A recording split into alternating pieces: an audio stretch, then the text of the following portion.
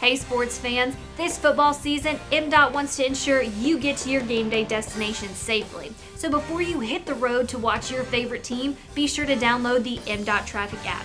The MDOT Traffic app is free for both Apple and Android devices.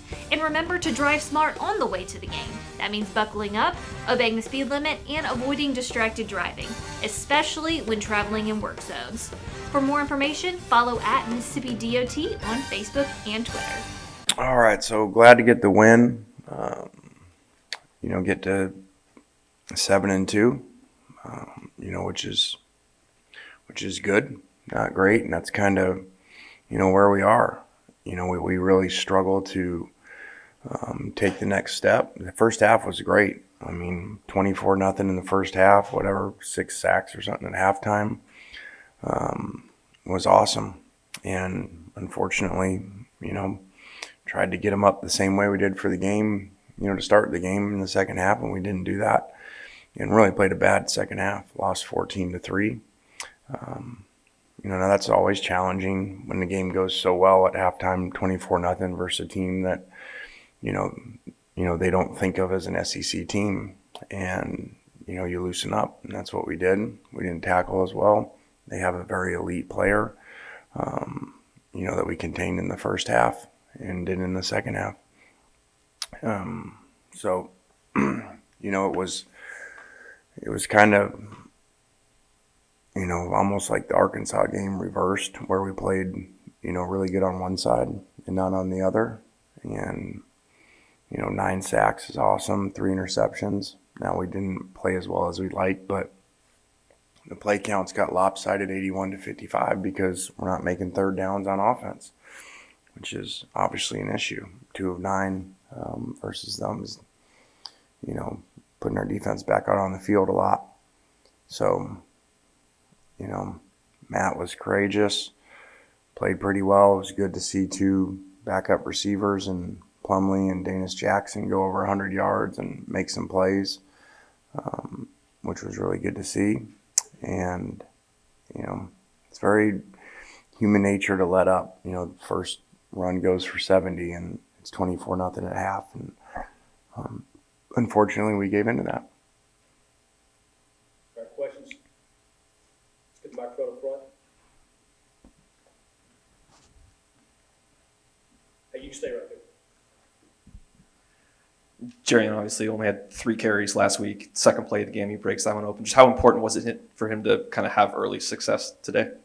Yeah, that was great. And probably like you guys thought, we were going to run the ball a lot better. After that, I thought we were going to run the ball really well coming into the game, just looking at matchups and things. They had played really good statistical defense all year long. People had not had a lot of points and yards against them. So I thought we would. And very surprised after that run how our inability to, run the ball. Now Matt's part of that because obviously he can't run at all, so you can't run the same type of runs that you normally run, just like his one to Plumlee at the end he normally would have pulled. But penalties just really not smooth on offense in the second half. It's hard to be really excited, but I guess we're 7-2, so. You brought up Dannis. Just seemed like he was very well involved in the game plan, and for him to come back after that early drop and have the game he did, just how impressed were you with the way he kind of stuck in there? It was huge. Probably, Plumlee and he are probably the stories of the game offensively, but probably even more him because he had, missed a lot of opportunities, in games or practice and not made, plays that we needed him to make. And so for him to do that today was huge. And, he had the one in Tennessee, but, he was wide open. Here he made some competitive plays, which is what we've been waiting on for him to do because he's very talented.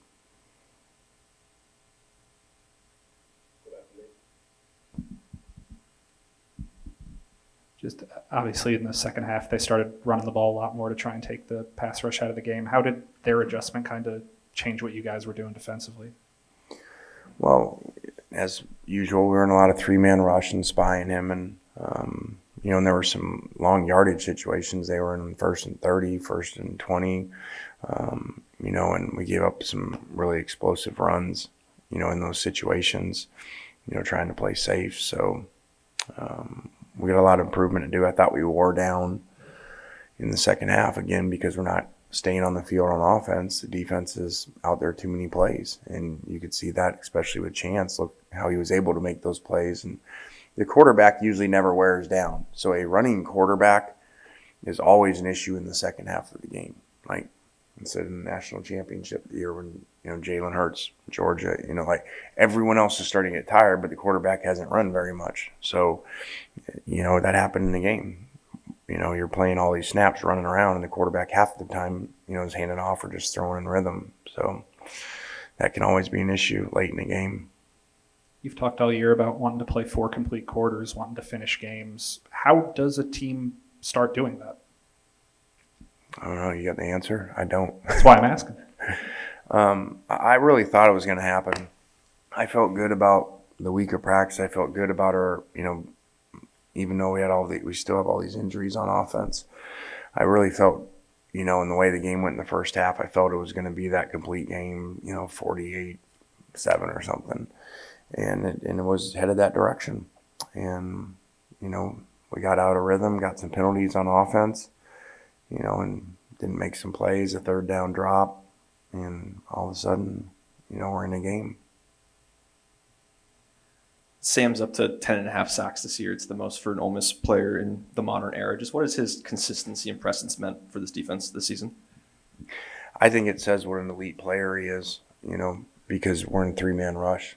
So I don't keep that stat. Find out what's the nation leader when you're a 3-man rush team, because it's a lot harder. You're getting doubled all the time. So maybe there's an analytic on that. But that to me shows how special Sam is. If you set the school record with 3 regular season games to go and you're a 3-man rush, says a lot. We'll take questions up top. Lane, I know it was obviously just recently, so you probably don't know too much, but do you have any info on Sam, if he's banged up or not, and how's he doing? Well, the one that looked really bad, he went back in, so I don't know anything more than that. And staying on the defense, A.J. Finley made a couple nice plays today. How have you seen him kind of progress through the whole season, basically, and also in practice that in ways that we kind of maybe haven't seen? Well, he was hurt early in the year, I think second or third game, and was struggling, I think, with an ankle, and you could tell that out there. So he's healthy now and playing better. And in general, we're playing better on defense, and our secondaries, our safeties are playing better and not giving up as many explosive plays. Coach, how do you combat those second halves and, wanting to finish better? Maybe human nature to be up, as you mentioned, to let off. I guess at this point in the year, as a coaching staff, how do you just implore to, the kids that, hey, we got to finish no matter what the score is? Well, like I said, we try. I don't think there's a magic potion.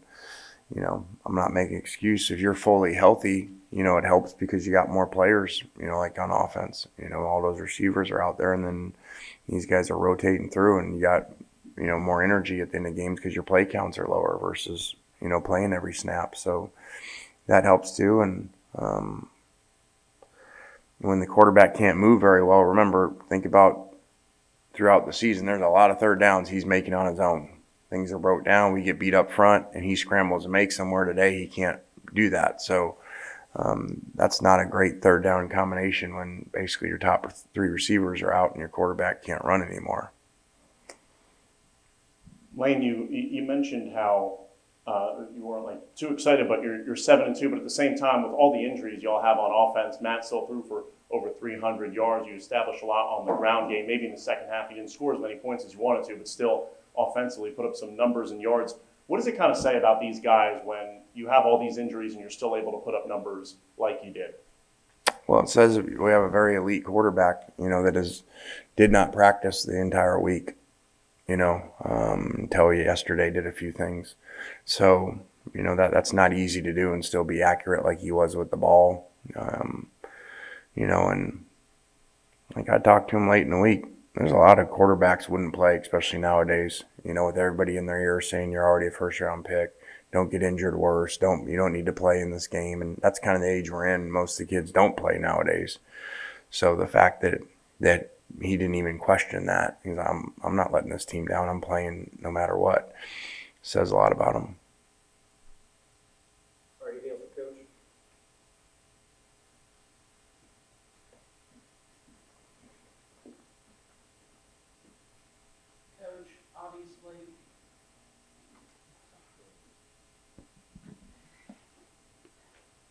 Coach, obviously you have a relationship with Coach Freeze. What was your message to him at the end of the game when y'all met at midfield? Well, I don't know him all that well. I've met him a few times. My brother worked here with him. Just said good luck, and his defense did a great job, and his quarterback played really well. So, good luck.